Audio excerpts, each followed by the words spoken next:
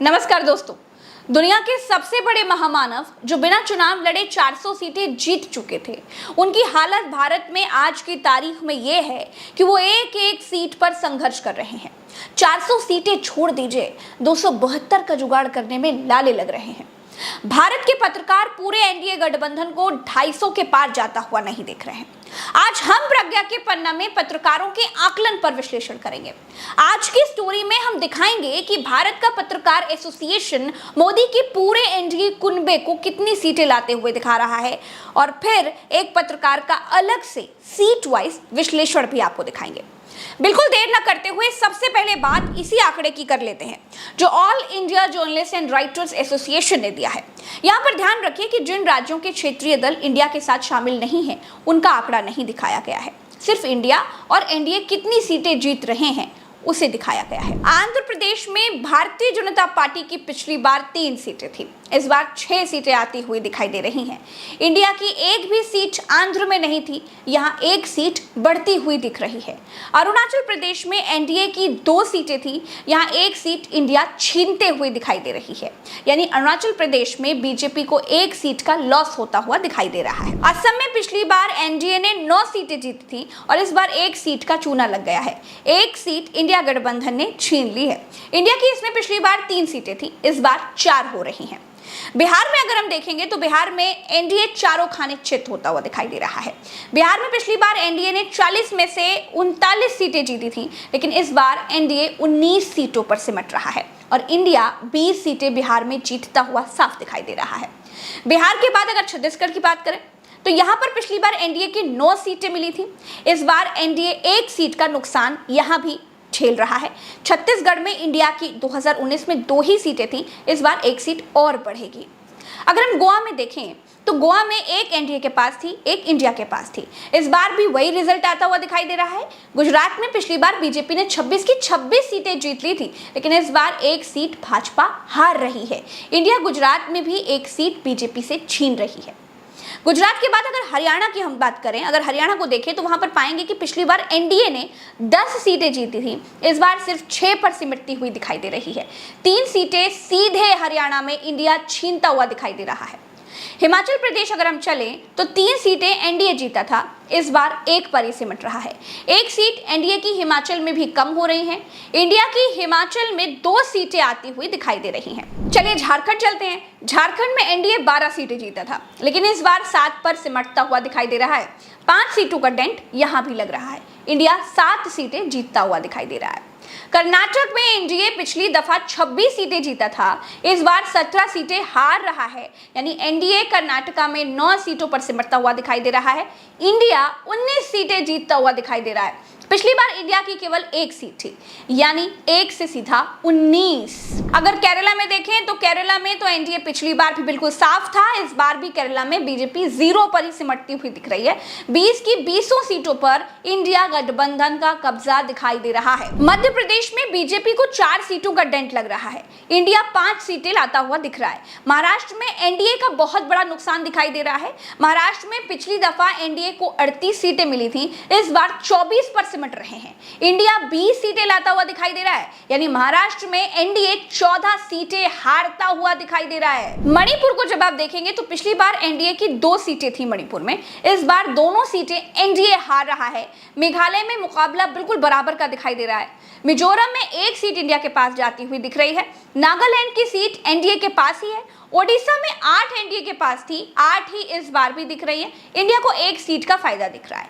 पंजाब में एनडीए 2 पर थी, 2 पर ही इस बार भी दिख रही है। इंडिया को 1 सीट का फायदा यहां भी दिख रहा है। राजस्थान में बीजेपी को बहुत बड़ा झटका लगा है।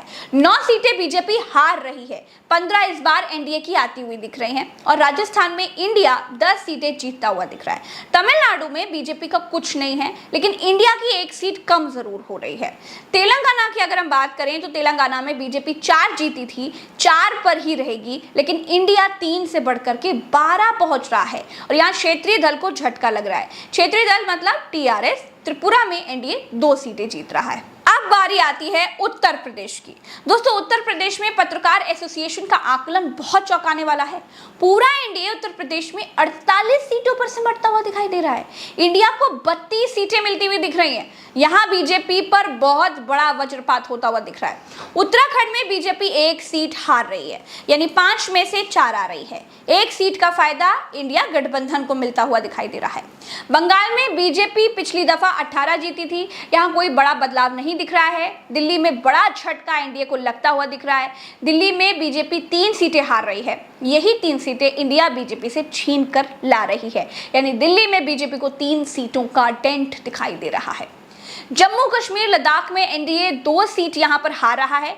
इंडिया को यहां से 5 सीटें आ रही हैं। एनडीए 1 पर सिमट रहा है। बाकी यूनियन टेरिटरीज में एनडीए को 1 सीट मिल रही है और इंडिया को 5 सीटें मिल रही हैं। तो भारत के पत्रकार और राइटर्स एसोसिएशन की तरफ से एनडीए को कुल 250 सीटें दी गई हैं और इंडिया गठबंधन को कुल 253 सीटें दी गई हैं।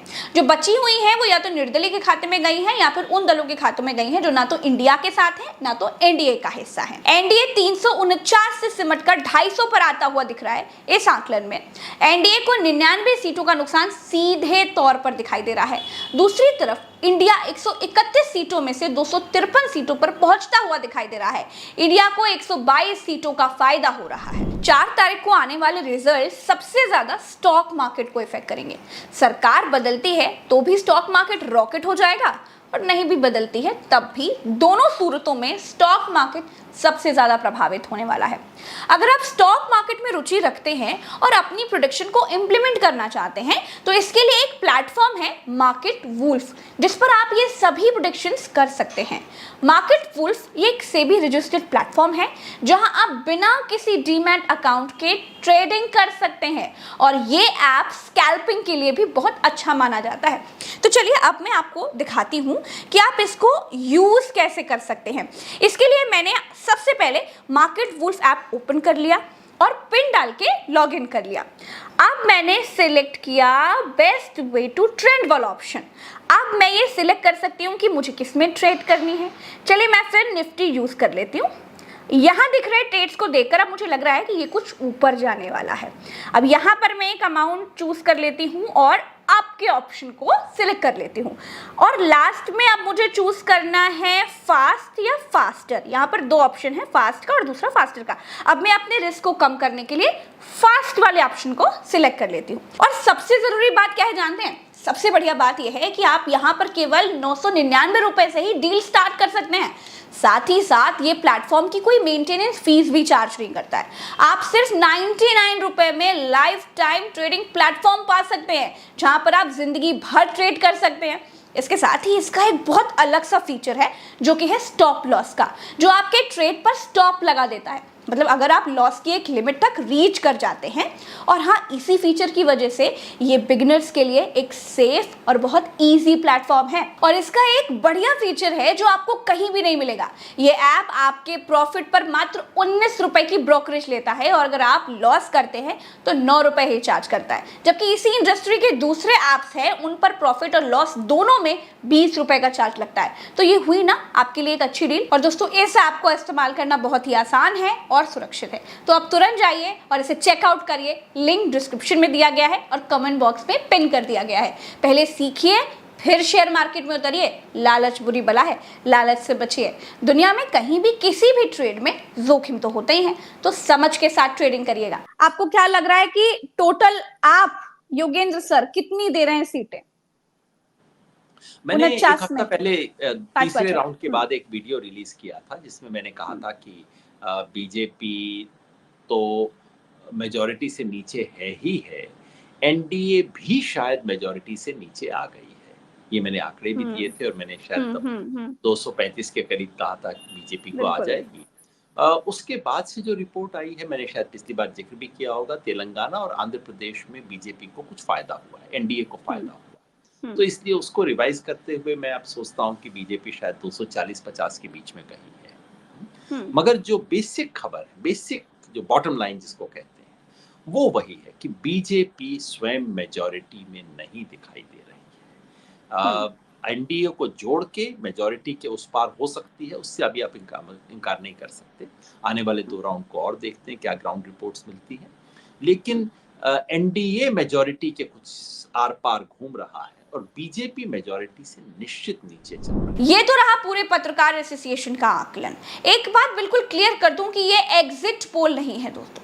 अब मैं आपको दिखाती हूं कि भारत के जाने माने पत्रकार प्रेम कुमार जी का आकलन क्या कहता है। प्रेम कुमार जी देश के तमाम गोदी मीडिया चैनलों पर भी बैठते हैं, अपनी स्वतंत्र पत्रकारिता भी करते हैं और अपना पूरा जीवन उन्होंने पत्रकारिता को ही दे रखा है। तो प्रेम कुमार जी उत्तर प्रदेश में इंडिया को 32 सीटें दे रहे हैं, एनडीए को 48 सीटें दे रहे हैं। आंकड़ा पत्रकार एसोसिएशन के आंकड़े से मेल खाता है। चलिए आगे देखते हैं दोस्तों। महाराष्ट्र में 38 सीटों के साथ प्रेम कुमार जी इंडिया की प्रचंड लहर देख रहे हैं और एनडीए केवल 10 सीटों पर सिमट रहा है। बंगाल में इंडिया 32 सीटें इनको जीतता हुआ दिख रहा है, एनडीए 10 पर सिमट रहा है। बिहार में इंडिया को 25 सीटें मिलती हुई प्रेम कुमार जी को दिख रही हैं और 15 सीटों पर एनडीए सिमट रहा है। तमिलनाडु की अगर हम बात करें तो तमिलनाडु में एनडीए का खाता भी नहीं खुल रहा है। मध्य प्रदेश में 5 इंडिया और 24 पर एनडीए की जीत दिख रही है। कर्नाटका में प्रेम कुमार जी एनडीए को चारों खाने चित दिखा रहे हैं। यहाँ 22 सीटें इंडिया के पास जाती हुई दिख रही हैं और 6 एनडीए के पास जाती हुई दिख रही हैं। तो दोस्तों प्रेम कुमार जी का आकलन और भी ज्यादा रोमांचक होता जा रहा है। इंडिया की लहर चल रही है। गुजरात में इंडिया को 3 सीटें जीतता हुआ देख रहे हैं और बीजेपी 23 सीटें जीत रही है। राजस्थान में इंडिया को 12 सीटें जीतते हुए देख रहे हैं और एनडीए 13 सीटें जीत रही है। राजस्थान में भी बीजेपी की हालत बहुत ज्यादा पतली हो गई है। आंध्र प्रदेश में प्रेम कुमार जी 2 सीटें केवल इंडिया को दे रहे हैं और 8 एनडीए को दे रहे हैं। ओडिशा में एनडीए को 7 सीटों पर जीतता हुआ दिख रहे हैं और इंडिया को 2 सीटों पर जीतता हुआ दिख रहे हैं। तेलंगाना में इंडिया को 12 और एनडीए को 4 सीटों पर सिमटता हुआ दिख रहे हैं। केरल में एनडीए 0 पर बिल्कुल सिमट गया है। झारखंड में 14 में से एनडीए और इंडिया दोनों को 7-7 यानी बराबर की सीटें मिलते हुए दिख रही हैं। पंजाब की अगर हम बात करें तो 13 में से 11 पर इंडिया जीतता हुआ दिख रहा है और प्रेम कुमार जी एनडीए को 0 पर सिमटता हुआ देख रहे हैं। छत्तीसगढ़ में 5 सीटों पर इंडिया जीतता हुआ दिख रहा है और 6 सीटें एनडीए जीत रहा है। हरियाणा में भी बीजेपी को बहुत बड़ा झटका लगा है। 10 में से 1 सीट पर सिमट गई है। इंडिया को 9 सीटें मिलती हुई दिख रही हैं। उत्तराखंड में प्रेम कुमार जी को इंडिया 2 सीटें जीतता हुआ दिख रहा है, 3 पर एनडीए जीतता हुआ दिख रहा है। हिमाचल प्रदेश में इंडिया और एनडीए 2-2 पर बराबरी पर आता हुआ दिख रहा है। इसी तरह से प्रेम कुमार जी ने अपने आकलन में केंद्र शासित प्रदेशों के बारे में भी बताया है। कुल मिलाकर फाइनल रिजल्ट ये है कि प्रेम कुमार जी के आकलन में इंडिया 360 सीटें ला रहा है और एनडीए 204 सीटों पर सिमटता हुआ दिखाई दे रहा है। 307 इंडिया, 204 एनडीए। ये 307 वाला जो हम आंकड़ा देख पा रहे हैं आपके आकलन के अनुसार, इसमें सबसे बड़ा फैक्टर क्या है जो 307 इंडिया गठबंधन लेकर के आ रहा है? देखिए सबसे अगर बड़ा सारा एक को समअप करने की कोशिश करें तो ये सबसे बड़ा फैक्टर गठबंधन अपने आप में है, जिसने कि नैरेटिव दिया कि हम संविधान बदलने वालों को रोकेंगे। दोस्तों इस वीडियो में तो फिलहाल इतना ही। चलते हैं। राम राम, दुआ सलाम, जय हिंद। ये पत्रकारों के आकलन है। आखिरी डेटा चुनाव आयोग को ही देना है। भारत में जनता चुनाव लड़ रही है। जनता नरेंद्र मोदी से बहुत निराश दिखाई दे रही है। तो अब तुरंत जाइए और मार्केट वुल्फ ऐप को चेकआउट करिए। लिंक डिस्क्रिप्शन में दिया गया है और कमेंट बॉक्स में पिन कर दिया गया है। चैनल को सब्सक्राइब जरूर कीजिएगा। नमस्कार।